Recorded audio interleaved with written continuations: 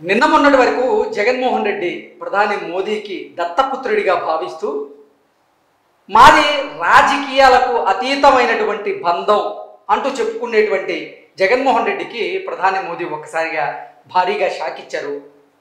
ఎన్నికల ప్రచారంలో ఆంధ్రప్రదేశ్లో ఆయన పాల్గొన్న నేపథ్యంలో జగన్మోహన్ రెడ్డిని ఉద్దేశించి ప్రధాని మోదీ కొన్ని కీలకమైనటువంటి వ్యాఖ్యలు చేయడం, అవినీతిపరుడని, గూండాయిజం నడుస్తుంది అని కొన్ని వ్యాఖ్యలు చేయడంతో జగన్మోహన్ రెడ్డికి భారీ జలకిచ్చినట్లుగా అయింది అంటూ కొన్ని వార్తలు ఇప్పుడు సోషల్ మీడియా వేదికగా అలాగే ప్రధాన మీడియాల్లో వస్తున్నటువంటి నేపథ్యంలో వాటికి సంబంధించినటువంటి ఒక వార్త ఆంధ్రజ్యోతిలో వచ్చింది.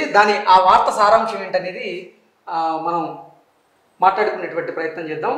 అలాగే దీని మీద చర్చించేందుకు మనతో పాటు ఉన్నారు ప్రముఖ సీనియర్ జర్నలిస్ట్ దుర్గా వడ్లమణి గారితో అనాలిసిస్ చేసేటువంటి ప్రయత్నం అయితే చేద్దాం. Madam hi madam. ఒకసారి దీని సారాంశం చూద్దాం, తర్వాత మనం అనాలిసిస్ చేసుకునేటువంటి ప్రయత్నం చేద్దాం. కలవరం వైసీపీ ప్రభుత్వ అవినీతిపై ప్రధాని మోదీ వ్యాఖ్యలు రాష్ట్ర రాజకీయ వర్గాల్లో వేడి పుట్టించాయి. నేరుగా సీఎం పేరెత్తి మరీ ప్రధాని చేసినటువంటి ఈ వ్యాఖ్యలు జగన్ శిబిరంలో కలవరం రేపాయి. ప్రధాని తీవ్ర వ్యాఖ్యలపై వైసీపీ నేతల్లో ఆందోళన. ప్రభుత్వ అవినీతిపై తొలిసారి మోదీ ధ్వజం. జగన్ పేరెత్తి మరీ విమర్శలు. ప్రభుత్వ పెద్దలకు షాక్. వైసీపీ ప్రభుత్వ అవినీతిపై ప్రధాని మోదీ వ్యాఖ్యలు రాష్ట్ర రాజకీయాల్లో వేడి పుట్టించాయి.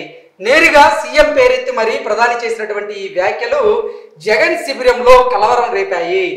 ఆయన విమర్శలను మిత్రపక్షాలైనటువంటి టీడీపీ, జనసేన నేతలు స్వాగతిస్తుండగా ప్రధాని తీవ్ర స్వరం పెంచడానికి కారణాలేంటనేవి అధికార వర్గాలు ఆరా తీస్తున్నాయి.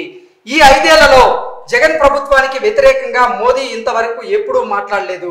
పైగా కేంద్ర ఆర్థిక మంత్రి నిర్మలా సీతారామన్ ఒకానొక సందర్భంలో జగన్ ప్రధానికి దత్తపుత్రుడు వంటి వారని ప్రశంసించారు కూడా. చాలా కాలం పాటు కేంద్ర మంత్రులు, బీజేపీ నేతలు కూడా ఆయన పట్ల ఇటువంటి వైఖరినే ప్రదర్శిస్తూ వచ్చారు. బీజేపీ రాష్ట్ర అధ్యక్షురాలిగా పురంధేశ్వరి నియమితులైన తరువాతే వైసీపీ ప్రభుత్వ పాలనపై ఆ పార్టీ రాష్ట్ర నేతల నుంచి విమర్శలు మొదలయ్యాయి. అప్పుడు కూడా కేంద్ర నేతలు వ్యతిరేక వ్యాఖ్యలు చేయలేదు. మార్చి 17న జరిగినటువంటి చిలకలూరుపేట సభలో ప్రధాని మోదీ వైసీపీ పాలనపై ఏ వ్యాఖ్యలు చేయకుండా నిగ్రహం పాటించారు. ఇది చర్చనీయాంశంగా మారింది. రాజకీయ అవసరాల రీత్యా మాత్రమే టీడీపీ, జనసేనతో భారతీయ జనతా పార్టీ పొత్తు పెట్టుకుందని, ఆ పార్టీ కేంద్ర నాయకత్వం మాత్రం జగన్ పట్ల సానుకూలంగానే ఉందన్న వ్యాఖ్యలు వినిపించాయి. ఈ పరిణామాలను అనుకూలంగా మలుచుకోవడానికి వైసీపీ నేతలు గట్టి ప్రయత్నమే చేశారు. కూటమి మేనిఫెస్టోపై మోదీ బొమ్మ లేదని, ఇది టీడీపీ, జనసేన మేనిఫెస్టో మాత్రమేనని, ఇందులో భారతీయ జనతా పార్టీ భాగస్వామి కాదని విస్తృతంగా ప్రచారం చేశారు. దీనిని బీజేపీ నేతలు ఖండించారు. కూటమి మేనిఫెస్టోతో తమకు సంబంధం లేదని మోదీయే చెప్పారని, సొంత పార్టీ నేతలనే దూరంగా ఉంచారని జగన్ ఒక బహిరంగ సభలో వ్యాఖ్యానించారు. కానీ సోమవారం పర్యటనలో ప్రధాని చేసినటువంటి వ్యాఖ్యలతో అధికార పార్టీ పెద్దలు ఒక్కసారిగా ఉలిక్కిపడ్డారు. రాజమహేంద్రవరం సభలో వైసీపీ ప్రభుత్వ అవినీతిపై ధ్వజమెత్తిన ప్రధాని అనకాపల్లి సభలో నేరుగా జగన్మోహన్ రెడ్డి పేరు ప్రస్తావించి మరీ విమర్శలు గుప్పించారు. తమ మంత్రం అభివృద్ధి కాగా వైసీపీ మంత్రం కరప్షన్ అన్నారు. విశాఖ ప్రత్యేక రైల్వే జోన్ కార్యాలయం కోసం స్థలమే ఇవ్వలేదని ఆపేక్షించారు. అవినీతికి ఆస్కారం ఉన్నటువంటి పనులు మాత్రమే జగన్ చేశారని, లేదంటే చేయరని, మద్య నిషేధం చేస్తారని అధికారంలోకి వచ్చి రాష్ట్ర ప్రభుత్వమే మద్య వ్యాపారం చేస్తుందని, అలాగే ఇసుక మాఫియా, లిక్కర్ మాఫియాను నడిపిస్తోందని విరుచుకుపడ్డారు. 3 రాజధానుల పేరుతో దోపిడీ చేయాలనుకున్నారని, ఖజానాను ఖాళీ చేశారని విరుచుకుపడ్డారు. సో పోలవరం ప్రాజెక్టు విషయంలో ఇలా రాష్ట్ర ప్రభుత్వం అన్ని రకాలుగా దోచుకుంది. జగన్మోహన్ రెడ్డి ప్రభుత్వంలో అవినీతి మరకలు అంటుకున్నాయంటూ కూడా నిన్న ప్రధాని మోదీ గారు జగన్మోహన్ రెడ్డిని ఉద్దేశించి కొన్ని వ్యాఖ్యలు చేసిన నేపథ్యంలో ఈ వ్యాఖ్యలు తీవ్ర దుమారాన్ని రేపుతున్నాయి. మేడం చెప్పండి, నిన్న మొన్నటి వరకు మనం చూసుకున్నట్లయితే అసలు భారతీయ జనతా పార్టీకి సంబంధించినటువంటి పెద్దల దగ్గర నుంచి జగన్మోహన్ రెడ్డి మీద విమర్శలు చేస్తున్నటువంటి వైఖరిని ఇప్పటి వరకు చూడలేదు. కానీ ఒక 5 రోజుల నుంచి మాత్రం ఆంధ్రప్రదేశ్లో సీన్ రివర్స్ అవుతూ వస్తుంది. జగన్మోహన్ రెడ్డి మీద తీవ్రమైనటువంటి విమర్శలు చేస్తూ వస్తున్నారు. షా గారు వచ్చారు, తీవ్రంగా విమర్శలు చేశారు. మోదీ వచ్చారు, తీవ్రమైనటువంటి విమర్శలు చేశారు. అవినీతి ఆరోపణలు చేస్తూ ఉన్నారు. దీన్ని ఎలా చూడొచ్చు ఈ పరిణామాలని? అంటే ఇంతకాలానికి బీజేపీకి కనువిప్పు కలిగిందని అనుకోవాలి మనం. మీరు చెప్పినట్టుగా మొన్నటి వరకు బీజేపీ ఈగ వాళ్ళనివ్వలేదు ఎవరి మీద, జగన్మోహన్ రెడ్డి మీద. మార్చి 17 జరిగిన సభలో కూడా అందరూ ఎదురు చూశారు చిలకలూరుపేటలో, ప్రధాని మోదీ ఏమైనా నెగిటివ్ కమెంట్స్ చేస్తారా అని. కానీ అది కూడా నిరాశే అయింది. ఎందుకంటే ఆయన ఒక్క మాట అధికార పక్షం గురించి మాట్లాడలేదు, వాళ్ళ మంచి చెడులు మాట్లాడలేదు, ముఖ్యంగా జగన్మోహన్ రెడ్డి మీద ఎటువంటి విమర్శలు చేయలేదు. అటువంటిది మార్చి, ఏప్రిల్, మే ఫస్ట్ వీక్ వచ్చేసరికి, అంటే ఇంచుమించు నెలన్నర గడిచాక వాళ్ళకి అవగతమైందనమాట ఇప్పుడు సీన్ ఎట్లా ఉంది. ఎందుకంటే ఇప్పుడు ఆంధ్రప్రదేశ్ ప్రజలు ముఖ్యంగా జనసేన, తెలుగుదేశం కూటమికి వాళ్ళ మద్దతు తెలుపుతున్నారు. దానికి ప్రధాన కారణం మనం చెప్పుకోవాలంటే ఈ ల్యాండ్ టైటిలింగ్ యాక్ట్. ఇది ప్రజల్లోకి బలంగా వెళ్ళిపోయింది. ఇది కేంద్రం కూడా ఎదురు చూడలేదు. ఎందుకంటే కేంద్రం ఇచ్చింది ఒకటి, వీళ్ళు అమలు చేస్తున్నది ఒకటి మనకు తెలుసు.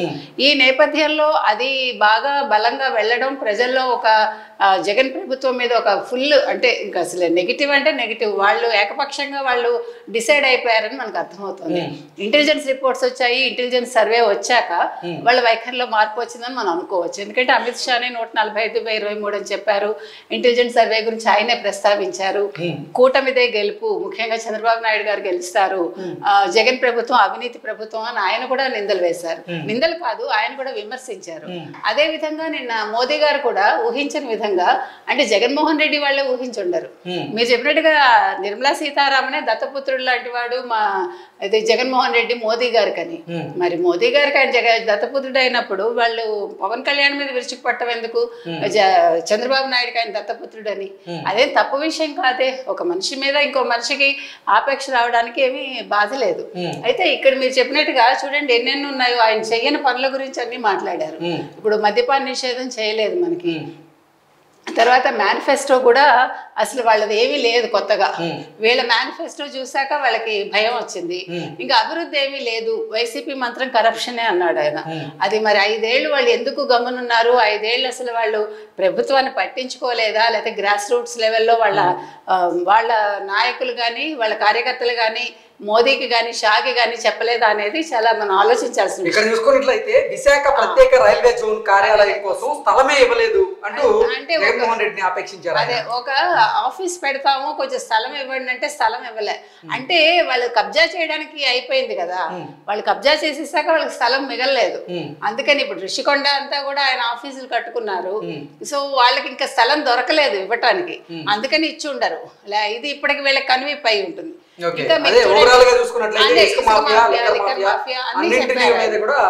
ఉత్తరాంధ్ర ప్రజలకు ముఖ్యమైన సుజల స్రవంతిని అటకెక్కిచ్చారని చెప్పారు ఆయన. ఇట్లా ఏది చూసుకున్నా కూడా నిన్ననైతే ప్రధాని మోదీ పర్యటన, మొన్న అమిత్ షా పర్యటన మాత్రం వైసీపీ నేతల్లో ఆందోళనని ఎక్కువ చేసింది. ఇప్పుడు అందుకే జగన్మోహన్ రెడ్డి ఒకటే చెప్తున్నాడు, ఈ ఎన్నికలు సజావుగా సాగుతాయని నాకు అనిపించట్లేదు అని భయపడుతున్నాడు. మొన్నటి వరకు ధీమా వ్యక్తం చేసిన వ్యక్తి ఈ రోజు అదిపోయి ఒక బేలతనం వచ్చేసింది.